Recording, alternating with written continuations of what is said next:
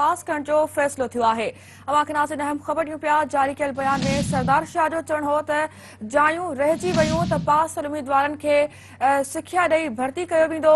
हुन चयो त हार्ड एरिया जे उम्मीदवारनि खे 33 मार्कुनि ते पास करण जो फ़ैसिलो थियो आहे। अहम ख़बर नाज़रीन अवां सां शेयर कयूं पिया। सूबाई वज़ीर सरदार शाह चयो आहे त औरतुनि खे 40 मार्कुनि ते पास करण वारी तजवीज़ काबीनामा मंज़ूर नाहे थी। रुगो हार्ड एरिया जे उम्मीदवारनि खे 33 मार्कुनि ते पास करण जो फ़ैसिलो थियो आहे।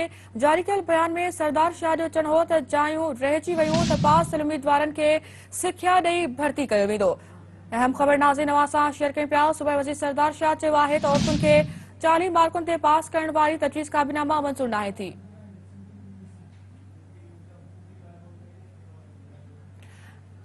नाज़रीन सूबाई वज़ीर सरदार शाह सिंध टीवी न्यूज़ सां ख़ुसूसी ॻाल्हि ॿोल कई आहे। अचो तव्हांखे ॿुधायूं था। असां मूं इहो चयो 40 जो असां रिकमेंडेशन ॾींदासीं कैबिनेट खे। फ़ैसिलो करण जो इख्तियार असां वटि कोन हो जो रिक्रूटमेंट पॉलिसी में अमेंडमेंट जो इख्तियार काबीना वटि हो।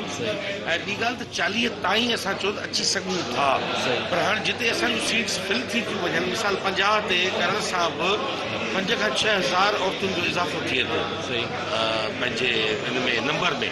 त हाणे डेफिनेटली असां ज़रूरत खां वधीक सीटूं फिल कोन था करे सघूं, पर असां घटि में घटि 2-3 हज़ार जो वरी मार्जिन रखियो आहे त 14,000 सीटुनि जे बजाए 17,000 जो अप्रूवल कैबिनेट में वरितो आहे। त बाक़ी जेके रहंदा उहे वेटिंग लिस्ट ते हूंदा ऐं जेके रिटायर थींदा, कंहिंजी डेथ थिए थी, के रिटायर थियनि था, कि नौकरी छॾे था वञनि, त उहो बि साल में 5,000 जो तइदाद आहे।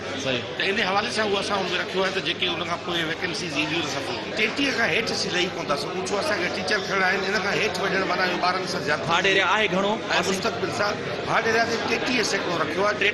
33 सैकड़ो ते बि असांजो जेको नंबर आहे उहो 1400-1500 खां मथे 1200-1400 खां मथे कोन थो वञे पासिंग जो। त हाणे जेके हार्ड एरियाज़ में इन खां पोइ बि सीटूं जेके रहिजी थियूं वञनि हार्ड एरियाज़ में, त उहे असां प्री सर्विस ट्रेनिंग कराए कोई रस्तो कढंदासीं, उहे बि सीटूं फिल कंदासीं, छो त स्कूल उते जा बि हलाइणा आहिनि, ॿार उते जा पढ़ाइणा आहिनि।